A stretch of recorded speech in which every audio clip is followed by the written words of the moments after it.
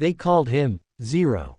Not because he was shy or invisible, but because, no matter the subject, no matter how easy the test, he always got a 0. His name was Nathan, and for years, he was ridiculed, mocked, even forgotten. But what no one knew, not his teachers, not his classmates, not even his parents, was that Nathan was a genius. Just not the kind the world was ready to see. This is the story of a boy who failed every test, only to pass life's biggest exam in the most extraordinary way. From the first day of school, Nathan was different. He wouldn't raise his hand. He wouldn't write during spelling tests. And during math, he stared out the window. Teachers thought he was slow. Classmates laughed behind his back. Even his own parents began to believe the worst. Why can't you just try?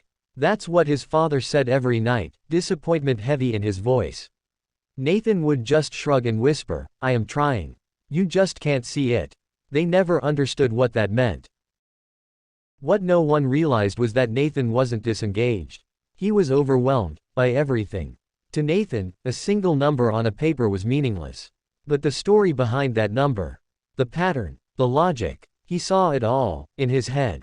While teachers asked him to solve 5 plus 7, Nathan was busy building mathematical worlds in his mind, calculating the rotational velocity of planets, predicting patterns of nature, creating entire languages of logic and symmetry.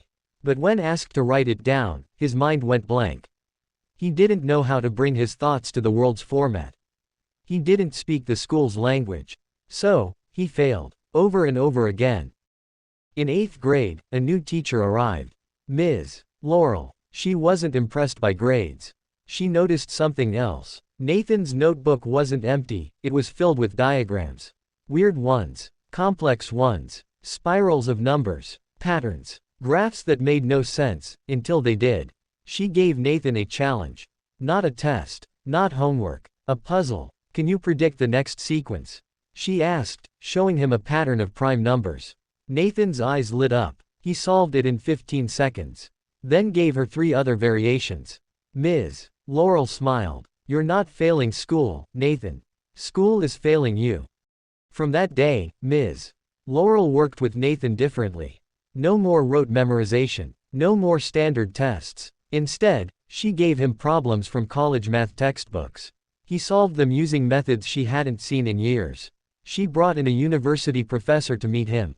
The professor was stunned. This boy, he said, is operating on a level of abstract reasoning we see maybe once in a generation. But here's the twist, Nathan still got zeros in school. Why? Because the school system couldn't measure what he was doing. Standardized tests didn't know how to grade someone like him.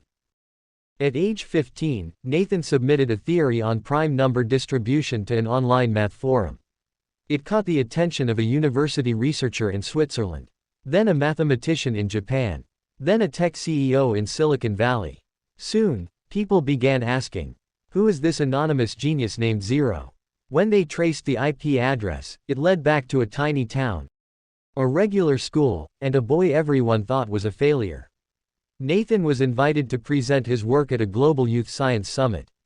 He walked onto that stage wearing a borrowed suit, with a backpack full of notebooks no one had ever seen. And for the first time, he spoke. Not to defend himself, but to explain the beautiful world inside his head. He used no slides, just a whiteboard and a marker. By the time he was done, the audience was silent, then exploded in applause. He got offers from MIT, Oxford, Google, and NASA. But Nathan chose something else.